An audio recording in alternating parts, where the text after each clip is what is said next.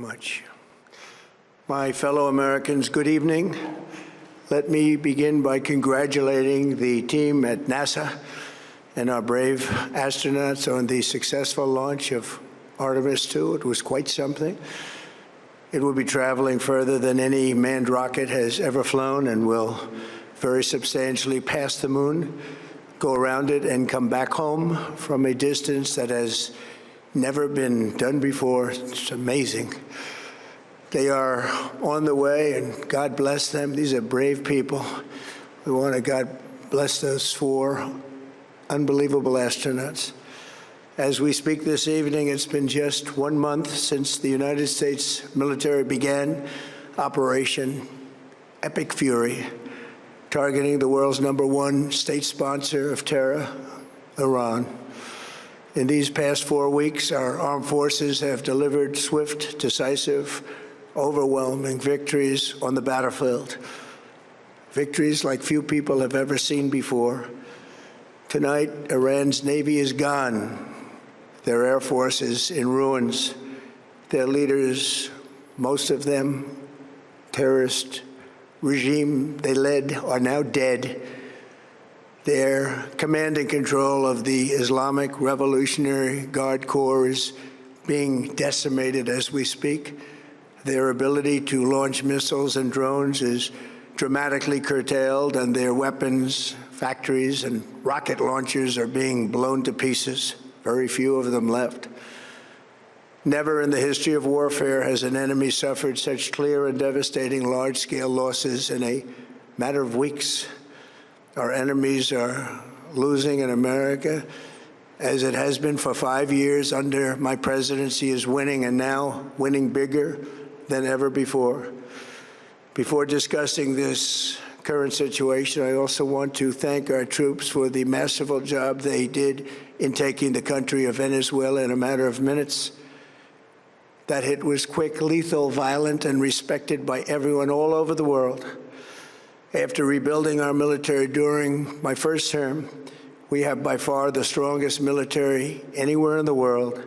And now we're working along with Venezuela and are, in a true sense, joint venture partners. We're getting along incredibly well in the production and sale of massive amounts of oil and gas, the second largest reserves on Earth after the United States of America. We're now totally independent of the Middle East, and yet we are there to help. We don't have to be there. We don't need their oil. We don't need anything they have, but we're there to help our allies. Tonight, I want to provide an update on the tremendous progress our warriors have made in Iran and discuss why Operation Epic Fury is necessary for the safety of America and the security of the free world. From the very first day I announced my campaign for president in 2015, I have vowed that I would never allow Iran to have a nuclear weapon. This fanatical regime has been chanting death to America, death to Israel for 47 years. Their proxies were behind the murder of 241 Americans in the Marine barracks bombing in Beirut, the slaughter of hundreds of our service members with roadside bombs. They were involved in the attack on the USS Cole, and they carried out the countless other heinous acts, including the just horrible, bloody atrocities of October 7th in Israel, something that most people have never seen anything like it. This murderous regime also recently killed 45,000 of their own people who were protesting in Iran. 45,000 dead. For these terrorists to have nuclear weapons would be an intolerable threat. The most violent and thuggish regime on earth would be free to carry out their campaigns of terror, coercion, conquest, and mass murder from behind a nuclear shield. I will never let that happen, and neither should any of our past presidents. This situation has been going on for 47 years and should have been handled long before I arrived in office. I did many things during my 2 terms in office to stop the quest for nuclear weapons by Iran first, And perhaps most importantly, I killed General Qasem Soleimani in my first term. He was an evil genius, brilliant person, a horrible human being, however, the father of the roadside bomb.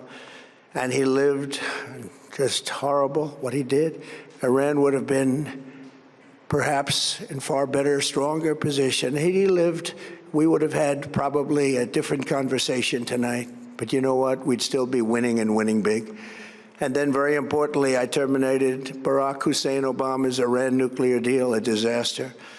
Obama gave them $1.7 billion in cash, green cash. Took it out of banks from Virginia, D.C., and Maryland, all the cash they had. He flew it by airplanes in an attempt to buy their respect and loyalty, but it didn't work. They laughed at our president and went on with their mission to have a nuclear bomb. His Iran deal would have led to a colossal arsenal of massive nuclear weapons for Iran, and they would have had them years ago, and they would have used them. It would have been a different world. There would have been no Middle East and no Israel right now, in my opinion, the opinion of a lot of great experts, had I not terminated that terrible deal. And I was so honored to do it. I was so proud to do it. It was so bad right from the beginning. Essentially, I did what no other president was willing to do. They made mistakes, and I am correcting them. My first preference was always the path of diplomacy, yet the regime continued their relentless quest for nuclear weapons and rejected every attempt at an agreement. For this reason, in June, I ordered a strike on Iran's key nuclear facilities, an Operation Midnight Hammer. Nobody's ever seen anything like it. Those beautiful B-2 bombers performed magnificently. We totally obliterated those nuclear sites. The regime then sought to rebuild their nuclear program at a totally different location, making clear they had no intention of abandoning their pursuit of nuclear weapons. They were also rapidly building a vast stockpile of conventional ballistic missiles and would soon have had missiles that could reach the American homeland, Europe, and virtually any other place on Earth. Iran's strategy was so obvious. They wanted to produce as many missiles as possible, and they did, with the longest range possible, and they had some weapons that nobody believed they had. We just learned that out. We took them out. We took them all out so that no one would really dare stop them. And their race for a nuclear bomb, a nuclear weapon like nobody's ever seen before. They were right at the doorstep. For years, everyone has said that Iran cannot have nuclear weapons, but in the end, those are just words if you're not willing to take action when the time comes. As I stated in my announcement of Operation Epic Fury, our objectives are very simple and clear. We are systematically dismantling the regime's ability to threaten America or project power outside of their borders. That means eliminating Iran's Navy, which is now absolutely destroyed, hurting their Air Force and their missile program at levels never seen before, and annihilating their defense industrial base. We've done all of it. Their Navy is gone. Their Air Force is gone. Their missiles are just about used up or beaten. Taken together, these actions will cripple Iran military, crush their ability to support terrorist proxies, and deny them the ability to build a nuclear bomb. Our armed forces have been extraordinary. There's never been anything like it militarily. Everyone is talking about it, and tonight I'm pleased to say that these core strategic objectives are nearing completion. As we celebrate this progress, we think especially of the 13 American warriors who have laid down their lives in this fight to prevent our children from ever having to face a nuclear Iran. Twice this past month, I have traveled to Dover Air Force Base, and it's been something. I wanted to be with those heroes as they return to American soil, and I was with them and their families, their parents, their wives, their husbands. We salute them, and now we must honor them by completing the mission for which they gave their lives. And every single one of the people, their loved ones said, please, sir, please finish the job, every one of them. And we are going to finish the job, and we're going to finish it very fast. We're getting very close. I want to thank our allies in the Middle East, Israel, Saudi Arabia, Qatar, the UAE, Kuwait, and Bahrain. They've been great, and we will not let them get hurt or fail in any way, shape, or form. Many Americans have been concerned to see the recent rise in gasoline prices here at home. This short-term increase has been entirely the result of the Iranian regime launching deranged terror attacks against commercial oil tankers in neighboring countries that have nothing to do with the conflict. This is yet more proof that Iran can never be trusted with nuclear weapons. They will use them, and they will use them quickly. It would lead to decades of extortion, economic pain, and instability worse than we can ever imagine. The United States has never been better prepared economically to confront this threat. You all know that. We built the strongest economy in history. We're going through it right now, the strongest in history. In 1 year, we've taken a dead and crippled country. I hate to say that, but we were a dead and crippled country after the last administration and made it the hottest country anywhere in the world by far, with no inflation, record-setting investments coming into the United States, over $18 trillion, and the highest stock market ever, with 53 all-time record highs in just 1 year. It all positioned us to get rid of a cancer that has long simmered. It's known as the nuclear Iran, and they didn't know what was coming. They've never imagined it. Remember, because of our Drill Baby Drill program, America has plenty of gas. We have so much gas. Under my leadership, we are #1 producer of oil and gas on the planet, without even discussing the millions of barrels that we're getting from Venezuela. Because of the Trump administration's policies, we produce more oil and gas than Saudi Arabia and Russia combined. Think of that, Saudi Arabia and Russia combined. And that number will soon be substantially higher than that. There's no country like us anywhere in the world, and we're in great shape for the future. The United States imports almost no oil through the Hormuz Strait and won't be taking any in the future. We don't need it. We haven't needed it, and we don't need it. We've beaten and completely decimated Iran. They are decimated, both militarily and economically and in every other way. And the countries of the world that do receive oil through the Hormuz Strait must take care of that passage. They must cherish it. They must grab it and cherish it. They can do it easily. We will be helpful, but they should take the lead in protecting the oil that they so desperately depend on. So to those countries that can't get fuel, many of which refuse to get involved in the decapitation of Iran, we had to do it ourselves. I have a suggestion. #1, buy oil from the United States of America. We have plenty. We have so much.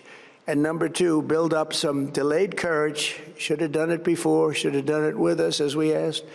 Go to the Strait and just take it, protect it, use it for yourselves. Iran has been essentially decimated. The hard part is done, so it should be easy. And in any event, when this conflict is over, the Strait will open up naturally. It'll just open up naturally. They're going to want to be able to sell oil because that's all they have to try and rebuild. It will resume the flowing, and the gas prices will rapidly come back down. Stock prices will rapidly go back up. They haven't come down very much, frankly. They came down a little bit, but they've had some very good days over the last couple of days.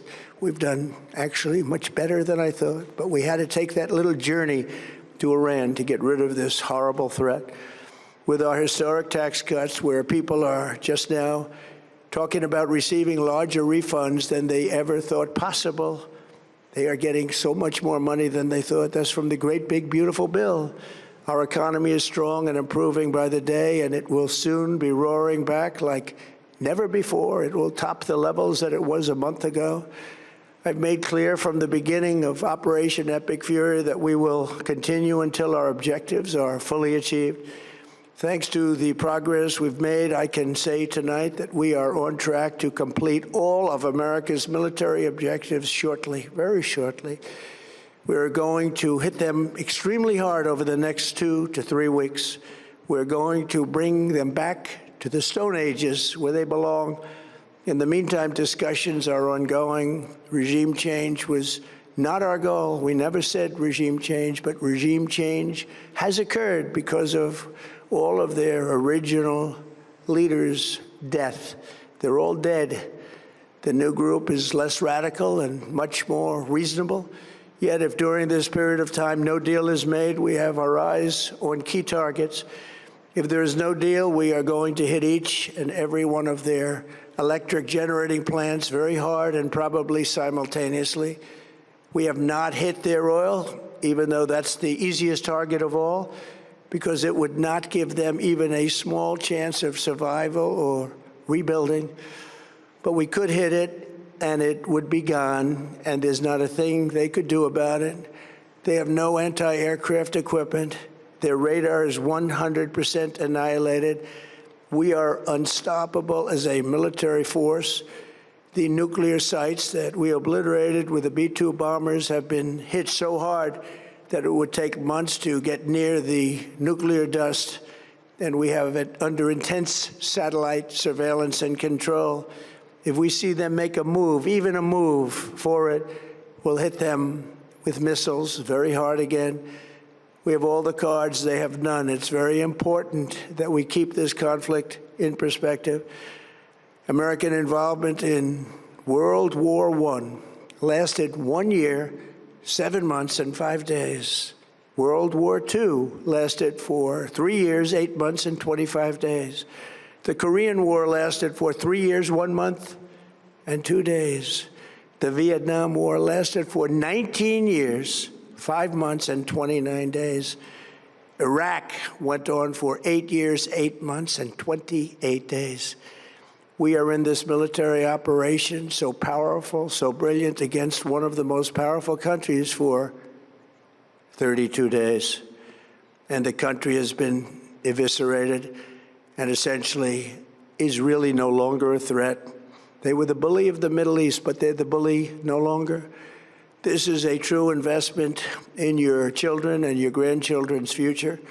The whole world is watching, and they can't leave the power, strength, and brilliance. They just can't believe what they're seeing. They leave it to your imagination, but they can't believe what they're seeing, the brilliance of the United States military. Tonight, every American can look forward to a day when we are finally free from the wickedness of Iranian aggression and the specter of nuclear blackmail.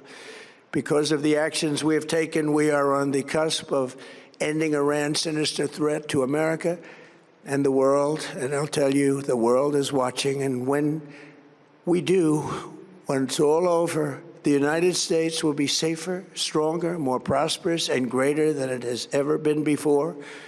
May God bless the men and women of the United States Armed Forces, and may God bless the United States of America. Thank you very much, and good night.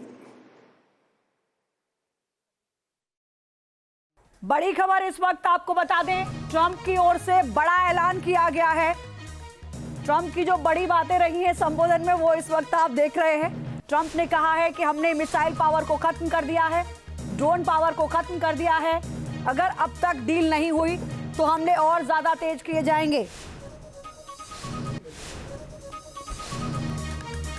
बड़ी खबर इस वक्त आपको बता दें, Saudi अरब Bahrain अकेले नहीं है। ट्रंप की ओर से यह बड़ा बयान दिया गया, जिसे जरूरत है वो होर्मुज जाए। यानी ट्रंप ने कहा है कि अब हम होर्मुज पर किसी की मदद नहीं करेंगे, ईरान पर और भीषण हमले करेंगे। ये बड़ी जानकारी इस वक्त आपको दे दें, ट्रंप की ओर से इस संबोधन पर पूरी दुनिया की नजरें थी। वो क्या कुछ कहते हैं, क्या कुछ कहा गया, बड़ी बातें क्या रही हैं, वो भी आपको सुनाते हैं। Tonight, I want to provide an update on the tremendous progress our warriors have made in Iran and discuss why Operation Epic Fury is necessary for the safety of America and the security of the free world. From the very first day I announced my campaign for president in 2015, I have vowed that I would never allow Iran to have a nuclear weapon. This fanatical regime has been chanting death to America, death to Israel for 47 years. Their proxies were behind the murder of 241 Americans in the Marine barracks bombing in Beirut, the slaughter of hundreds of our service members with roadside bombs. They were involved in the attack on the USS Cole, and they carried out the countless other heinous acts, including the just horrible, bloody atrocities of October 7th in Israel, something that most people have never seen anything like it. अब से DD free dish की channel number 57 पर देखिए news nation.